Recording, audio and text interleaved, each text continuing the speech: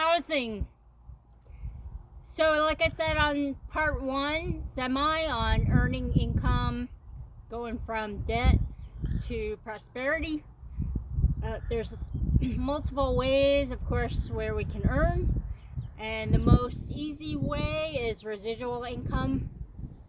Okay, so we all, in some capacity, can do this and find ways where we put a little bit in and get a return on our investment.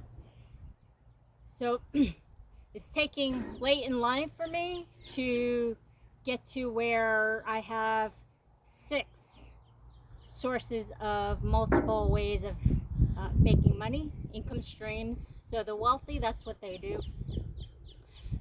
I'm going to just mention lightly on the online space, because we keep hearing there might be a preempt.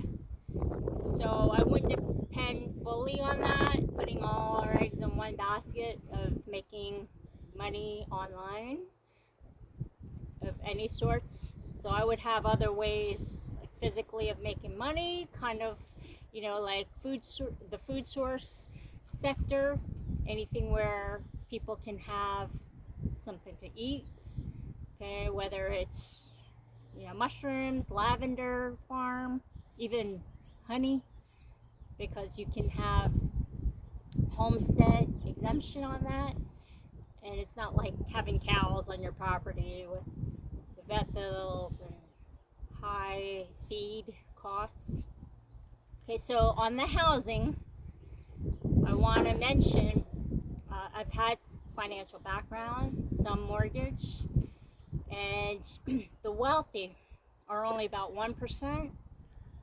The last time I was on the stats, and then the rich are 4% in the country. Then you've got your middle class, but what's happening is the bourgeoisie, they're taking out the middle class, as you probably can sense and figure. So with the housing, most people pay 30 years, but it's double, if not triple, on the mortgage. So it's far and few where people have the 15-year mortgage. So I found out this can be a secret of sorts.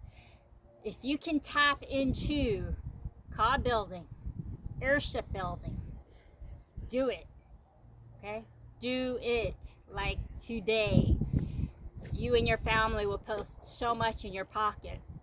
Okay, so what you're going to need are shovels, wheelbarrows, lots of tarps, buckets, and the easiest way to do it is with a bulldozer of sorts, a Kubota, so you can mix the soil and then plop them onto your tarps.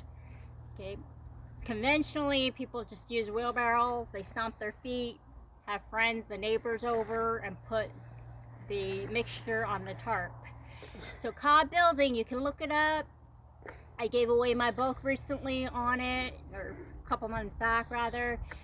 And there's one, I think Becky Beaver is her last name, not or Brown, is it? It's very simple. You can look it up. There's This Cobb House, all sorts of sites for Cobb Building, and it's a mixture of soil, sand, water. The more clay into the soil, the better. I believe it's about, there's 3 parts sand to clay, and then you're going to put straw into it. You don't want to put hay, put straw into it, and it's 1/3 strong for foundation. All the upsides are less maintenance on your home, it's termite free, pretty much fireproof free. Let's see, it keeps insulation better. I mean, it's incredible. You can have 16 inches to 18 inches of wall space, okay, of the width of it, so it's pretty solid, and it's virtually tornado proof. Okay, you're gonna have to do some maintenance, but it's all resourceful. You can find these materials around your area, and you can use recycled materials. There's onto Airship Building, you can use material like tires, glass, you name it. garbage, junk, other people's treasure. Junk will become your treasures. So you can do all this. Okay, there's an architect, well-known architect named Michael Reynolds, and he's built neighborhoods of airship building. I mean, beautiful homes. So I would look into it, because you can also go underground partially with these builds. And the cheapest one I found is $250 for a little studio for a cob build. Okay, I mean, that's almost absurd. So could you imagine if you paid 20,000, 50,000, 60,000 for a house? You would save so much in mortgage, and you and your family could use that money elsewhere for investing or for other businesses. So check into it.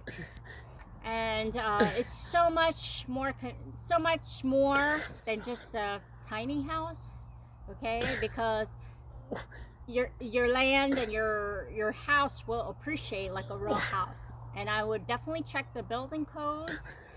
Then the best way is to go outside of the city limits, so you don't have all those regulations. So check with the city code, then get your permits, make sure you can take pictures and videos to make sure that the construction is legitimate, it's fine. So let me know your feedback and the best for you.